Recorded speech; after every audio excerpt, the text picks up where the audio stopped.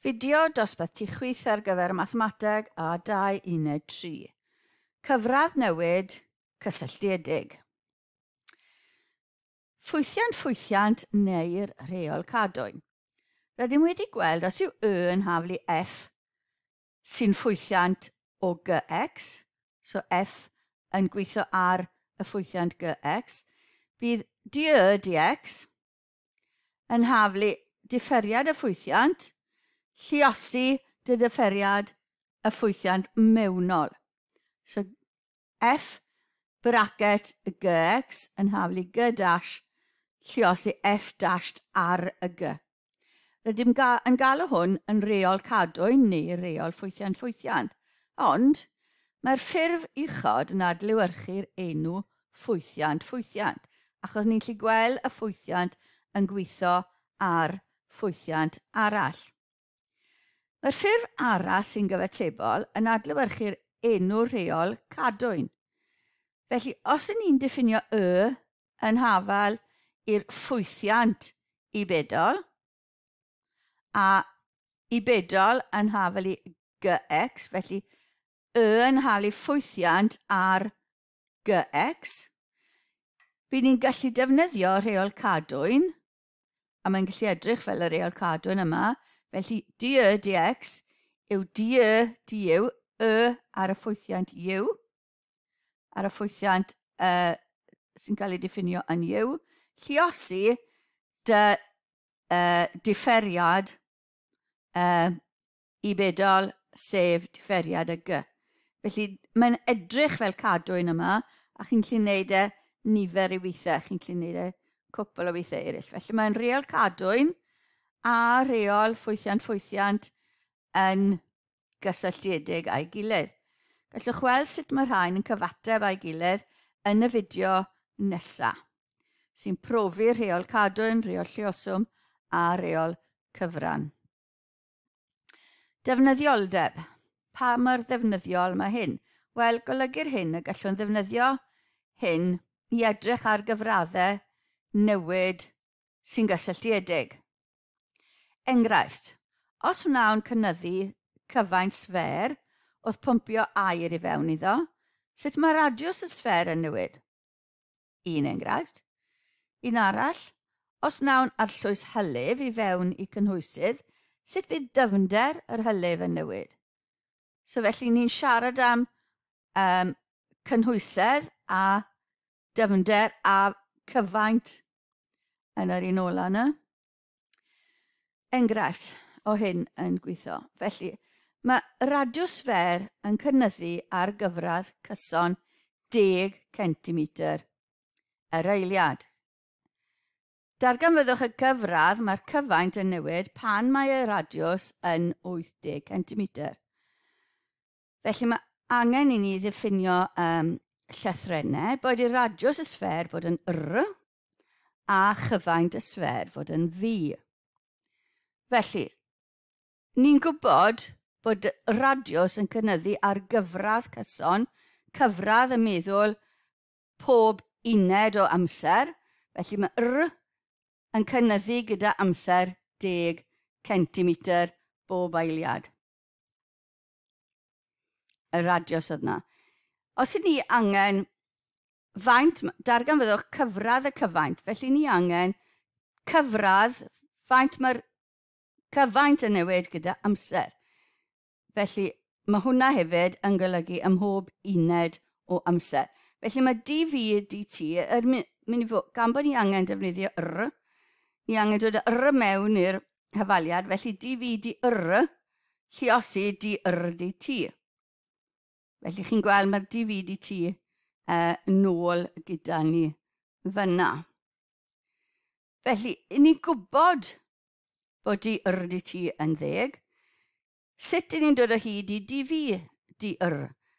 Ond ni'n gwybod bod fformula ar gyfer cyfaint sfer yn 4 treian pi r di cubo.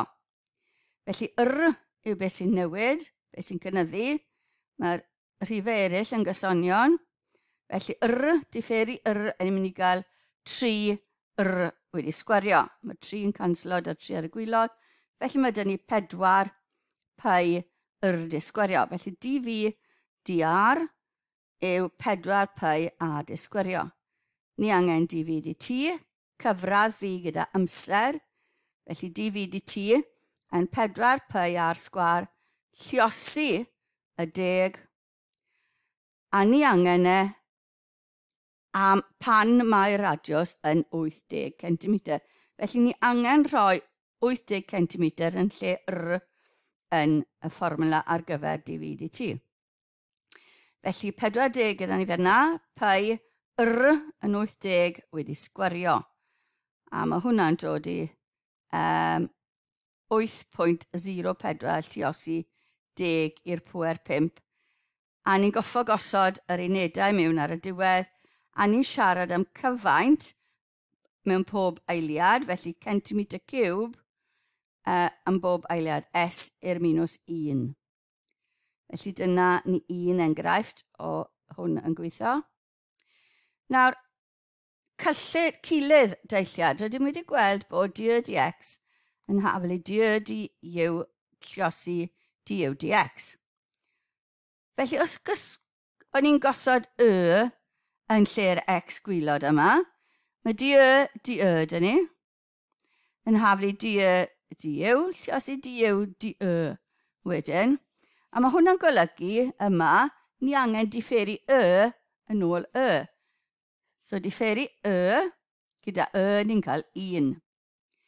1 yw dy lluosi dy. Neu, ni'n gallu gweud, gan fod ni'n lluosi, mae dy a mynd i fod yn 1 dros dy. Felly cilydd 1 yw 1 dros yr un peth. Felly dy yw 1 dros dy.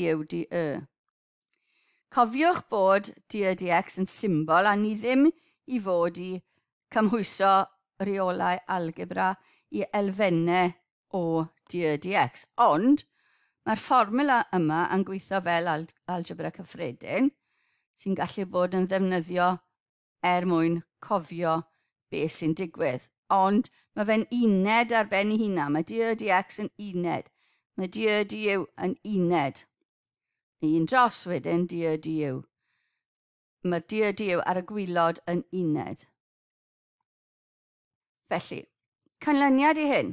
Golygu'r hyn, os rydym am gyfrifo, dyweder dx dy, ond mae wedi cael ei roi fel ffwythiant x, fe gallwn ni gyfrifo dy a. Mae ni wedi cael a fel ffwythiant x, felly ni'n gallu differi a yn ôl x, a bydd gyda ni dy a dx, a wedyn defnyddio'r cilydd 1 dros hwnna i gael dx dy a. Enghraifft bach arall. Mae cyfaint ciwb yn cynyddu ar gyfradd 0.2 metr ciwb bob eiliad. Ar pa gyfradd mae un ochr y ciwb yn cynyddu pan mae hyd un ochr yn 3 metr. Felly mae gyda ni cyfaint y ciwb yn cynyddu ar 0.2, cyfaint y ciwb bob eiliad yn cynyddu 0.2 pob eiliad. Felly, ni angen ar pa gyfradd mae un ochr y ciwb. Felly, ysgalfon ni un ochr yn x yma. Mae x dx dt ni angen. A ni angen yn nhermau fi, felly dx dy fi, lluosi dy fi dt. Ond, sut ni'n dod o hyd i dx dy fi? Wel, ni'n gwybod bod fi, gan bod pob ochr yn x, yn hafel i x cubed. Felly mae dv dx, differi x, yn mynd i fod yn 3x sgwar. Ni angen dx dv, felly dx dv yn mynd i fod yn 1 dros dv dx, sef 1 dros 3x di sgwario. Felly dx dt ni angen, felly 1 dros 3x sgwar, lluosi 0.2. Ar pa gyfradd mae un ochr y ciwb yn cynyddu pan mae hyd un ochr yn 3 metr. Felly 3 metr yw x. Felly pan mae x yn 3, mae'r cyfradd newid yn mynd i fod yn 1 dros 3 lluosi 3 di sgwario, lluosi 0.2, a mae hwnna'n dod i 0.0074. A ni'n siarad am metr, gan ni ar un ochr, ar bob eiliad. Metr S i'r pŵer -1.